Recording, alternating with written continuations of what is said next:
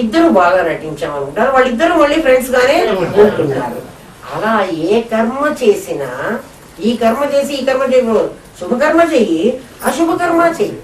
ఎందుకంటే ఇదే ప్రకాష్ రాజు హీరో దగ్గర విలన్ గా యాక్ట్ చేస్తున్నాడు, వాడికి ఓ కూతురు ఉంటుంది, వాడి కూతురు దగ్గర చాలా ప్రేమగా ఉంటాడు, మొత్తం వాడి కూతురు కోసమే వాడిని చంపుతున్నాడు. ఈ ఉండేటప్పుడు వాడికి పుణ్యం వస్తుంది, వాడి ఆ కూతుర్ని చాలా ప్రేమగా చూసి ఆ కూతురుతో సాత్వికంగా వ్యవహారం చేస్తుంది. దీంతో రాజసంతో వ్యవహారం చెయ్యదు.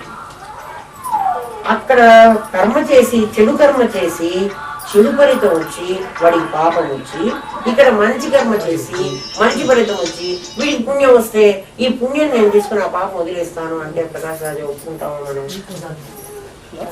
అసలు ఇక్కడ పుణ్యం కూడా రాదు వాడికి. పాప పుణ్యాలు రెండూ కూడా బ్రహ్మజ్ఞానికి ఎందుకు కరగవు అంటే వాడెప్పుడు ఆ స్థితిలో ఉంటాడు. వాడు మాట్లాడినా, వాడు తిన్నా, వాడు తాగినా, వాడు వాసన చూచినా, వాడు రుచి చూచినా, వాడు ఆలోచించినా, గీతలో చెప్తాడు వాడు ఎన్నెన్నో వర్ష చెప్తాడు, స్పృశన్ జిహ్వన్ ప్రళవన్ ఎన్ని చేసినా నైవ కించిత్ కరోమి, ఏమీ నేను చేయటం లేదు అంటాడు. అంటే కొంచెం చేసిన కర్మ కూడా అంటదు. అలా ఉన్నప్పుడే నువ్వు బ్రహ్మాత్మనా సంస్థితి. నువ్వు ఉన్నావో లేదో ఆలోచించుకో, దీనికోసం నువ్వేం చెయ్యక్కర్లేదు, నిన్ను నువ్వు టెస్ట్ చేసుకో. నీకు ఎవ్వడు కూడా సర్టిఫికెట్ ఇచ్చేవాడు లేదు, అంతగా లేదు. ఇవాళ కర్మ చేస్తావు, ఈ కర్మలో నువ్వు ఇట్లా లిప్తమైనావు, ఓ నేను ఇవాళ కర్మలో కొంత కలిశాను, రేపటి నుంచి నేను ఇంకా కొంచెం జాగ్రత్తగా చేస్తాను. అసలు నిజంగా నేను ఆత్మను తప్ప నీ కర్మ ఎలా చేస్తాను? నీ చేయటం లేదే, కర్మ నా చేత చేయబడుతోంది కానీ నేను చేయటం లేదు.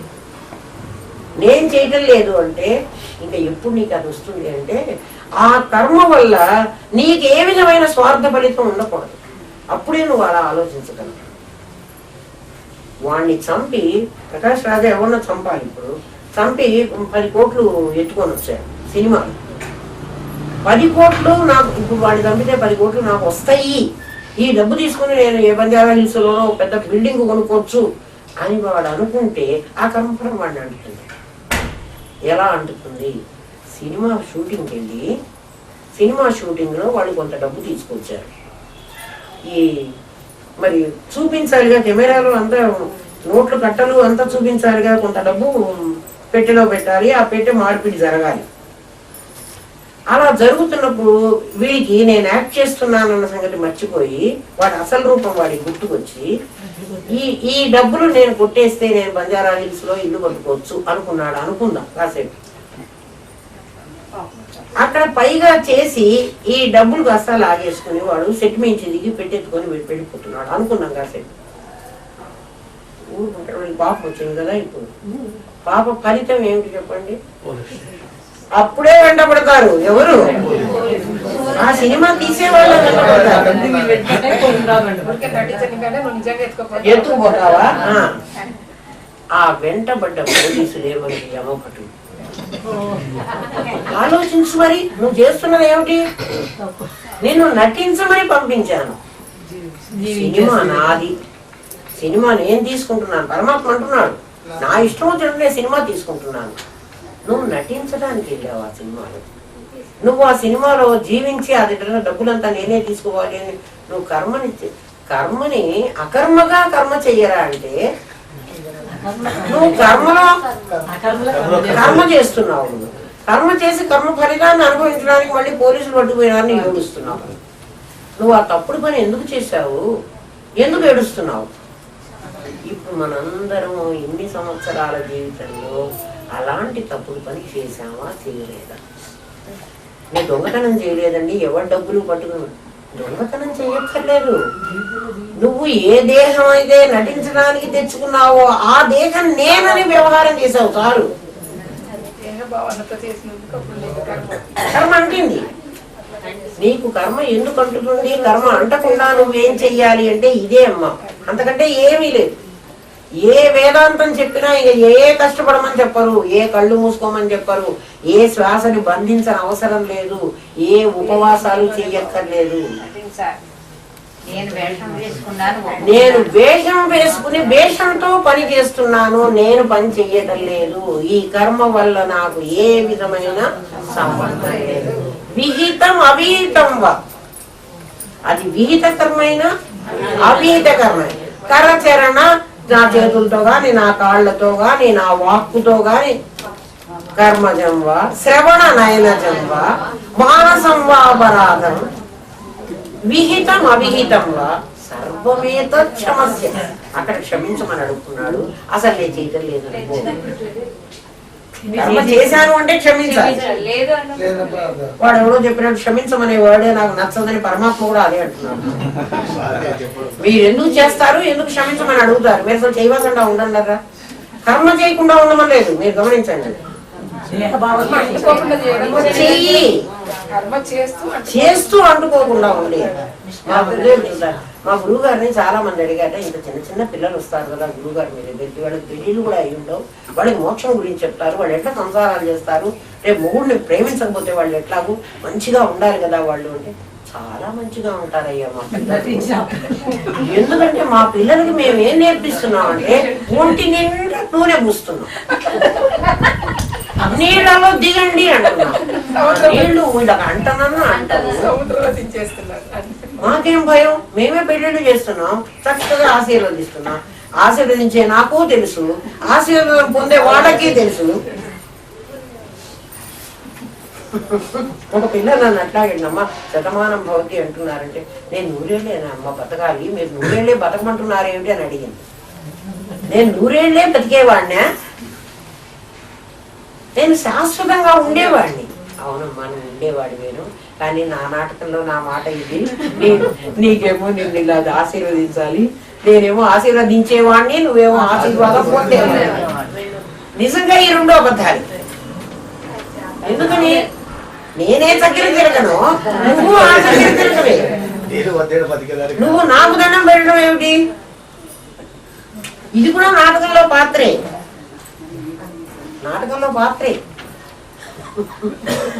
అందుకని మా పిల్లలకి తెలియజెప్తున్నాను నాయన, మా గురుదేవులు అదే అనేవాళ్ళు, మా పిల్లలకి నేను వేదాంతం బోధించడం లేదు, వాళ్ళకి తెలియజెప్తున్నాను.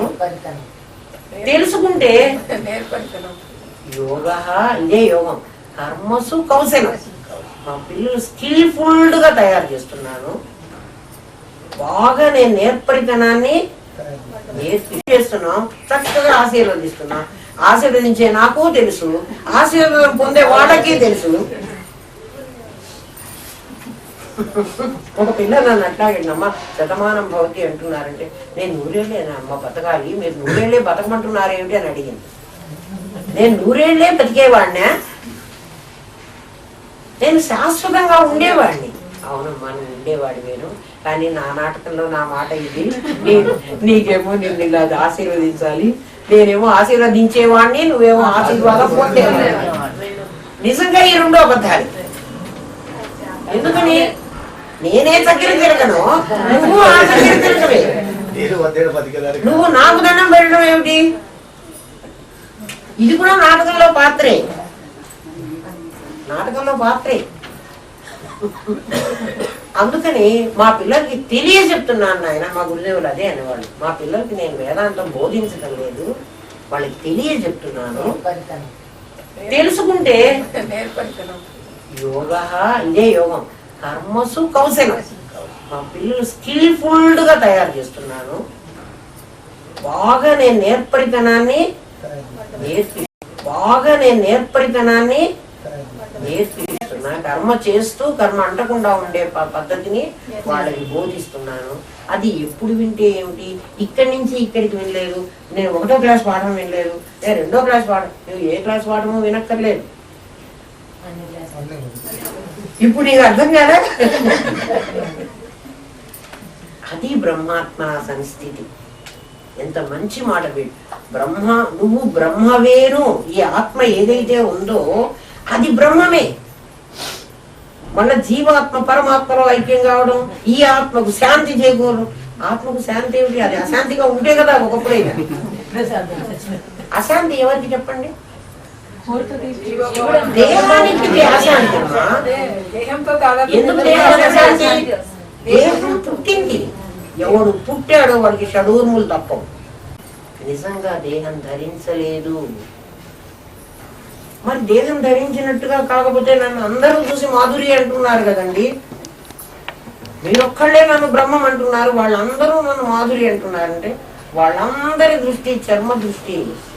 వాళ్ళ చర్మాలతో, వాళ్ళ చర్మనేత్రంతో నిన్ను చూస్తే నువ్వు వేసిన వేషంగా కనపడుతున్నావు. నాకు అరుణ్ గోవిల్ తెలియదు అనుకోండి, రాముడే అంటారు. అమ్మా రాముడు ఏం చేస్తున్నాడు అంటుంది భవి కదా. వాడు రాముడు కాదే, వాడు అరుణ్ గోవిల్ అంటే అరుణ్ గోవిల్ ఎక్కడ ఉన్నాడు, అక్కడ రాముడే ఉన్నాడు. అరుణ్ గోవిల్ లేడంటుంది. ఎందుకని? వాడు తెలియదు. నువ్వు అరుణ్ గోవిల్ నీకు తెలిసి ఉంటే ఈ రామాయణంలో కాదు, ఇంకొక సీరియల్లో వాడు వచ్చాడు. ఇప్పుడు నువ్వు రాముడు వచ్చాడంటావా? వాడు ఇంకో వేషంతో ఉంటే నువ్వు ఎట్లా కనిపెట్టావు? వాడెవడో నీకు తెలుసు. అది మా గురుదేవులు మాకు ఎలా చెప్పారో తెలుసునా? అక్కడ ఎవరో గింజలన్నీ వేసేసారు. కాకర గింజలు, పొట్ల గింజలు, తర్వాత బెండ గింజలు అన్ని మనం పావులు పెట్టుకుంటూ అన్ని వేసుకుంటాం కదా, అలా గింజలు వేసేసారు. ఆ గింజలు వేస్తే చదువు రాని మామూలు ఓ పిల్లవాడు, బాటనీ చదువుకున్నవాడే అనుకో, నాలాంటి ఓ పెద్ద మనిషి, ఇద్దరు ఆ మొక్కల దగ్గరికి వెళ్ళారు. ఇంకా వాటికి కాయలు కాయలు. ఈ పొట్లపాదు బాగానే వచ్చింది, దీనికి తీగ ఒక పందిరి వేస్తే బాగుంటుంది కదా నాయన అని నాలాంటిది అన్నది. ఈ పక్కన ఈ పిల్లవాడు అమ్మమ్మ నీకు ఎలా తెలిసింది అది పొట్లపాలు, దానికి అది తీగ వెళ్ళాలి, అది తీగ వస్తుంది అని నీకెలా తెలుసు అని అడిగాడు. అది మొక్క, అది మరి దానికి తీగ వస్తుంది, దానికి పందిరి వేయాలి, దానికి పొట్ల కాయ కాస్తే నువ్వు కనుక్కుంటే నాకేం సంబంధం లేదు. ఓ పొట్టకాయ కాసింది కాబట్టి ఇది కాకర తీగ, ఇది పొట్ల తీగ, ఇది ఉమ్మెత్త చెట్టు, ఇది ఉత్తరేణి, ఇది ఎలా తెలిసింది నీకు అంటే నాకు ఆ జ్ఞానం ఉంది. నా జ్ఞానం ఉంది కాబట్టి అది కాయకపోయినా ఆకుని చూడగానే అది ఫలానా చెట్టు, దానికి రాబోయేటువంటి కాయ ఫలానాగా ఉంటుంది, దాని రుచి ఫలానా ఉంటుంది అని అది చెట్టు పూర్తిగా కాకుండానే మామూలుగా మొక్క గింజ వచ్చేటప్పటికి 2 ఆకులు వస్తాయి, 2 వస్తాయి. ఈ 2 చూసి నేను ఇది పొట్ల, ఇది కాకర, ఇది బెండ, ఇది చిక్కుడు అని నేను చెబుతున్నానంటే ఆ జ్ఞానం నాకుంది. ఎక్కడుంది ఆ జ్ఞానం? కంట్లో ఉందా, చెవిలో ఉందా, ముక్కులో ఉందా, పొట్టలో ఉందా? ఆ జ్ఞానం ఉంది. అలా అరుణ్ గోవిల్ నీకు తెలిసి ఉంటే వాడు విలన్ గా ఉన్నా, వాడు హీరోగా ఉన్నా, వాడు రామాయణంలో ఉన్నా, వాడు ఇంకేదో హిందీ పిక్చర్ లో ఉన్నా, వాడిని నువ్వు ఎలా కనుక్కోగలవు? నువ్వు అహం బ్రహ్మాస్మి అని నీకు తెలిసింటే, అంటే నువ్వు ఎటువంటి బ్రహ్మమువో నీకు తెలిసింటే, ఏ దేహంలో ఉన్నా నువ్వు ఆ బ్రహ్మం వేలో నువ్వు కనుక్కోలేవు. అది ప్రజ్ఞ. ఏ కనుక్కుంటున్నావు అది ఎక్కడుందో నేను లొకేట్ చేసి చెప్పలేను. నేను ఏ జ్ఞానంతో నేను ఇది పొట్ల, ఇది కాకర, ఇది బీర, ఇది చిక్కుడు అని చెప్పాను? ఎక్కడుంది ఆ జ్ఞానం అని చెప్పాను? ఆ జ్ఞానాన్ని నాకు తీసి చూపించు. అలాంటి జ్ఞానాన్ని నువ్వు ఆ పరబ్రహ్మవి అని నీకు తెలిస్తే అన్నిట్లో ఆ బ్రహ్మం ఉందని నువ్వు అలా నేను ఎట్లా కనుక్కోవాలండి? నాకు కనపడుతుందా? ఇందాక నీకు పొట్ల చెట్టు అన్న జ్ఞానం కనపడిందా? లేక దాని మీద పొట్ల అని రాయబట్టి నేను పొట్ల అని కనుక్కున్నానా? మరి ఏం చూసి కనుక్కున్నాను? ఆకు చూడగానే నాకు అది చెప్పలే, నేను పొట్లని నువ్వు అని అది చెప్పలే ఆ చెట్టు నాకు, ఆ మొక్క. పోనీ నా లోపల ఎక్కడ తెలిసింది? నా బ్రెయిన్ లో తెలిసిందా, నా పొట్టలో తెలిసిందా, నా కళ్ళల్లో తెలిసిందా? అది నాలోనే తెలిసిందా లేక ఎక్కడైనా బయట నుంచి తెలిసిందా? నాలోనే తెలిసింది. ఆ నాలో ఉన్న ఏ ప్రజ్ఞ వల్ల నేను దాన్ని కనుక్కున్నానో ఆ ప్రజ్ఞతోనే వాడు పరమాత్మ అని. ఇప్పుడు మీకు ఇక్కడ ఇంకో సందేహం.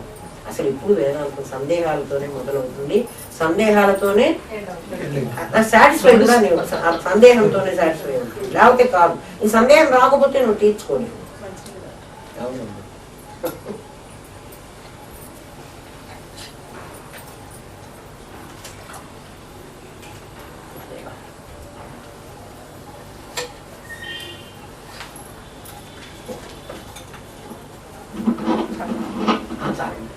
బ్రహ్మాత్మన సంస్థితి అన్నాడు. నీకు జ్ఞానం ఉందన్నాడు. ఇప్పుడు నీకేమంటే బాహ్య ప్రపంచంలో ఏ జ్ఞానమైనా నీకు పూర్వం చూసిన జ్ఞానమే ఇప్పుడు తెలుస్తుంది. బాహ్య ప్రపంచంలో నాకు పొట్ట చుట్టూ జ్ఞానం ఉండాలి, పొట్లకాయని నేను ఎప్పుడో తిని ఉండాలి, ఆ కాయను నేను చూసి ఉండాలి. అలా నా లోపల నా చిత్తసాగరంలో దాని తాలూకు స్పర్శ జ్ఞానం అంతా ఉంది. అది ఇప్పుడు బయటకు వచ్చింది. దీన్ని జ్ఞానం అంటున్నాను. ఏది? నా చిత్తసాగరంలో ఉన్నదాన్ని వెలికి తీసి నేను బయటి ప్రపంచంలో ఉన్న ఈశ్వర సృష్టిలో కనుక్కుంటున్న దాన్ని జ్ఞానం అనాలి. ప్రజ్ఞ అనకూడదు. అంటే నా ప్రజ్ఞతో నేను తెలుసుకున్నాను అని అనకూడదు. ఇప్పుడు ఎలాగైతే నా లోపల ఆ పొట్ల జ్ఞానం ఉండి నేను ఎదుట ఉన్నదాన్ని పొట్ల అని తెలుసుకుంటున్నానో, అట్లా నేను బ్రహ్మమును నేను ఆత్మను అని తెలిసిన జ్ఞానంతోనే నేను బయట ఉన్న ప్రపంచంలో దాన్ని జ్ఞానం కనుక్కోవాలి. దీన్ని జ్ఞానం అనకూడదు, దీన్ని ప్రజ్ఞ. ప్రజ్ఞకి జ్ఞానానికి తేడా ఏమిటంటే బాగా అర్థం చేసుకోండి. జ్ఞానం ఇంతకు ముందు నాతో అనుభవించబడి నా లోపల నా చిత్తసాగరంలో దాక్కుని ఉంది కదా. నాకు తెలియనటువంటి ఓ మొక్కను చూపించండి, నేను చెబుతానేమో, చెప్పలేదు. ఎందుకని? ఆల్రెడీ నా లోపల ఆ జ్ఞానం ఉండాలి. ఉన్న జ్ఞానాన్నే నేను బయట ఈశ్వర సృష్టిలో కనుక్కుని ఆ అనుభవాన్ని దృష్టిలో పెట్టుకుని దీన్ని అది అని కనుక్కుంటున్నాను. అలా బ్రహ్మజ్ఞానం నా అనుభవంలో ఉండాలి. నాకు ఉండకపోతే నేను ఊరికే మాట చెప్పాను, నువ్వు పరమాత్మవి, అది కూడా పరమాత్మేనని చెప్పాను, అది చాలదు. అట్లా అనుకుంటే అది జ్ఞానం అవుతుంది. నేను పరమాత్మను అనుభవించాలి, నేను అనుభవించాలి. నేను అనుభవిస్తే అప్పుడు నా ప్రజ్ఞ ద్వారా నేను అది పరమాత్మ అని తెలుసుకున్నాను. అందుకని జ్ఞానంతో తెలియబడేది కాదు, విజ్ఞానంతో తెలియబడేది. అర్జున, నీకు విజ్ఞానంతో తెలిసిన జ్ఞానాన్ని బోధిస్తానన్నాడు. జ్ఞానం విజ్ఞాన సహితం ఎలా లభిస్తుంది? గురుభక్తిత. నీకు ఎవడో చెప్పేవాడు ఉంటేనే తెలుస్తుంది, లేకపోతే అసలు జ్ఞానము విజ్ఞానం నీకు అర్థం తెలియదు. ఇప్పుడు తెలిసిందా? జ్ఞానానికి విజ్ఞానానికి. ఆ విజ్ఞానం నీకు ఎలా వస్తుంది? కేవలం గురువు వల్ల వస్తుంది. గురువు లేకపోతే నీకు ఆ విజ్ఞానం రాదు. అందుకని 3వ శ్లోకంలో ఇంకా ఇప్పుడు మనకు 2వ శ్లోకానికే ఇంత పట్టింది. అసలు మొదటి శ్లోకం ఏందరా? సర్వవిద్య వేదాంత సిద్ధాంతం గోచరం. అది ఇది ఇంకోటి.